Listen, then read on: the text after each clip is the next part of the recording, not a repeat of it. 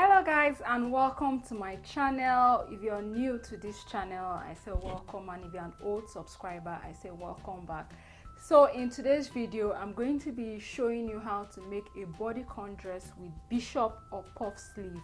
In order to make a bodycon dress, your fabric needs to be stretchy. Reason being that you're not going to have any opening at the back or at the front, so you need to make sure that it is stretchy enough that your body can go into it on its own. If you haven't subscribed to my channel yet, please don't forget to click that subscribe button down below, that red button that is under this video, and also don't forget to click the bell.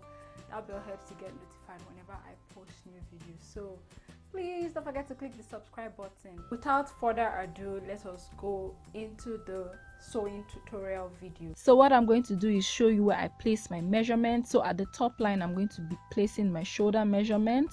The next line will be my bust measurement. The next one will be my waist or half length measurement, and all these were done or measured vertically from the shoulder points to those points: the bust, the waist, the hip, and then the length of my skirt, of my dress. So the length of my dress is inclusive of hemming allowance and joining at the top. So let's go over to the measurements. So right now I'll be inserting my shoulder measurement plus half-inch allowance. Is important. My shoulder measurement is divided by 2, and because it is on fold, and I'm going to add half an inch allowance. So now this measurement I have done up there, I'm going to replicate it at my bust measurement. The reason I'm doing this is such that I get my arm sky placement well. So where you place your bust measurement is where is the length, sort of like the length of your arm sky. So once I'm done with that, I'm going to connect the points, more or less like square it up to where the shoulder measurement is. So once I'm done with that, now that's my arm sky line, I'm going to insert my bust measurement. My bust measurement is divided by 4, and because this is a bodycon dress, we're not going to be adding and too much of allowance, so I'm going to add just 1 inch allowance. You can decide to go with half if you want, that is up to you. So at my waistline, I'm going to add my waist measurement round divided by 4, and like I said, this is a bodycon dress, there is no need to put that, so I'm just going to add my 1 inch allowance to that.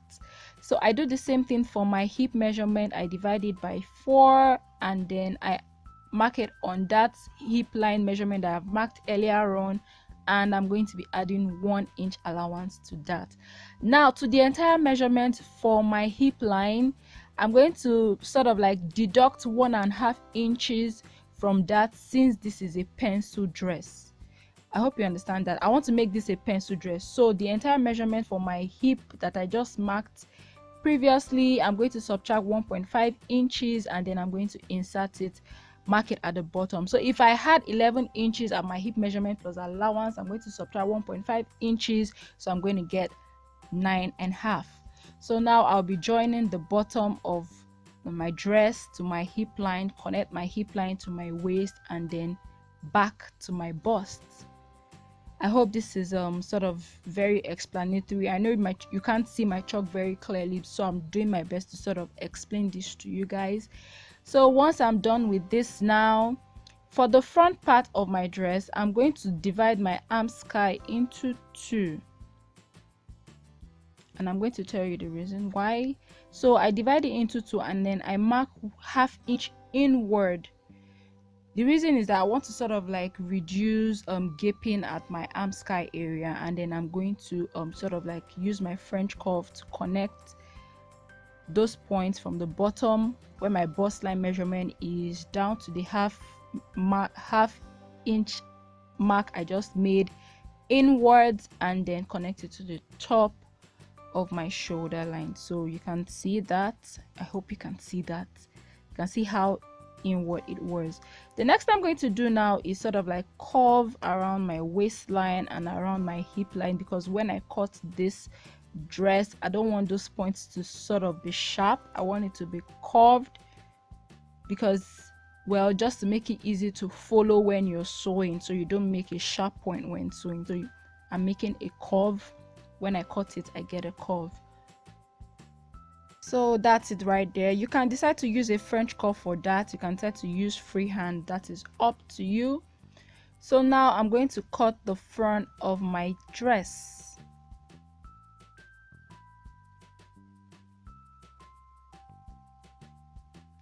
So once I'm done with that, now the next thing we're going to do is, well, I should have done this before cutting it out, is to divide that shoulder measurement into two so I can mark my neckline. So you can do this before cutting, which is going to speed off your sewing process, but I totally forgot. So yeah, I'm just doing it now. So I mark my neck point and then I'm going to curve it out and then cut it. Right now I use 1 inch for my shoulder length. Previously I always use half an inch, but as sewing progresses I made some changes and this is actually better for me. So 1 inch, and that is it. So now to cut my back, what I'm going to do is just fold my fabric in two and place my front piece on it. So now for the back piece, I don't want my arm sky to sort of go inward, so I'm going to sort of like draw my arm sky line back the way it was before I reduced my front measurement by half an inch inwards. So I'm just going to draw my arm sky line straight up, and then once I'm done with that, I curve out my arm sky for the back straight up, just like that.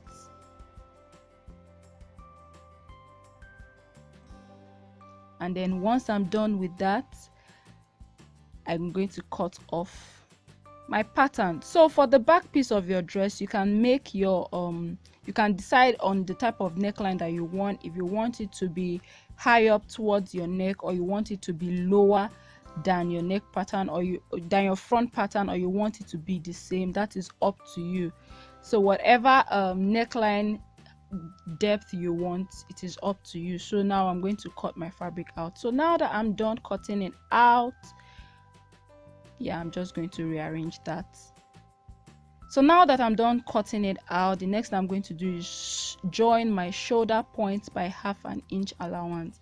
So normally when I'm doing the adding hemming allowance at the bottom, I also include allowance for joining at the top.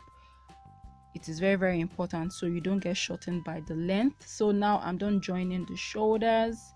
As you can see, make sure it is firm, and join both front and back piece together at the side. So the next thing I'm going to do now is place my pattern paper for my sleeve on my fabric. My fabric is folded into two, so what I'm going to do now is pin them at various points so that it stays put. So now the next thing I'm going to do now is increase the width of my sleeve.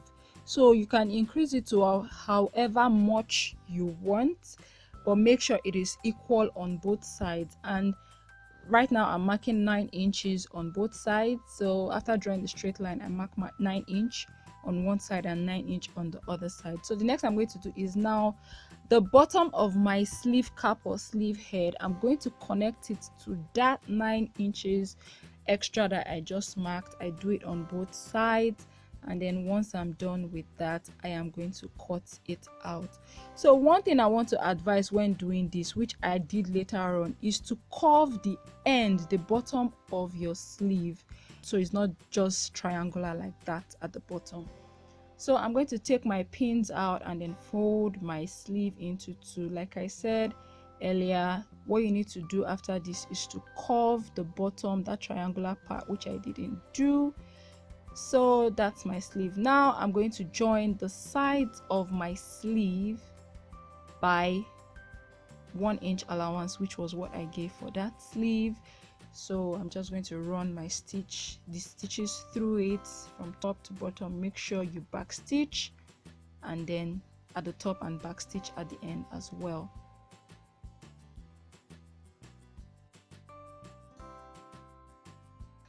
I'm going to insert my sleeve. So I have notched the sleeve head the middle of my sleeve head. So I usually start from my shoulder point, join my sleeve by 1/2 inch allowance till I get to the side, and once I'm done with that, I go over to my shoulder point and then on the other side, and then sew from the shoulder point to the other end, and then my sleeve is done.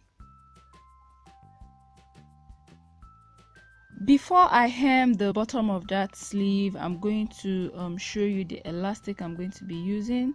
So this is my elastic is about 1/2 inch. So what I'm going to do now is take it around my the length of where my sleeve is going to be, and if you want it to be tight, it depends on you, but whatever you're going to measure, make sure is inclusive of the allowance. And then what I'm going to do now is cut it first, then double it and cut it, so I have like 2 pieces for both sleeves. Hope that is clear. So that's it, guys. So what I'm going to do now is hem my sleeve. Now I need to make sure that whatever I'm folding has enough space to contain that elastic. If you make it too tight, your elastic is not going to pass through. So remember what I said about creating a curve around the triangular area, sort of like, so that it makes your sleeve easy to hem. So I did that after sewing because I forgot again. I'm so sorry, guys. So just make sure you curve it. Don't worry, there's going to be another bishop sleeve tutorial, and you're going to see how the curve is formed, mostly from the beginning anyways. So once I'm done sewing now, I hemmed it totally. What I'm going to do now is create a 2 inch or 1.5 inch gap at that hem. Now this is because I want to insert my elastic.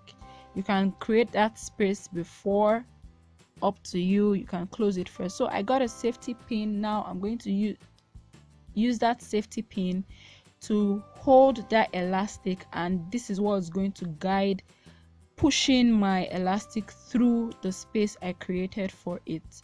So I'm going to insert the pin first, and then I begin to push the pin through that space that I have created, and that pin pulls the elastic through it. So I continue to push and pull and push the fabric and pull till I get to the other side. Now it's very important that you get to the other side, making sure that the other end of the elastic does not go into the hole. So once you have that out, both of them out, by the way, you're going to sew by the allowance which you gave on the elastic. I'm going to run my stitch through and through, and then once I cut it, I cut the excess off. So that's basically it. Once I'm done with this now, I'm going to sort of like pull the elastic into it, make sure it's into it perfectly, and then I'm going to seal the hole I created. So that's basically it. Once I'm done with that, I hem the bottom of my dress and my neckline, and then you're just going to see the final result. So here's the puffy part of the sleeve, and like I said earlier, I do the same thing for the other side. Hem my neckline, hem the bottom of my dress, and voila, here is the result. So you can see how it is. It's very simple. Thank you for watching, and I'm going to see you guys in my next video.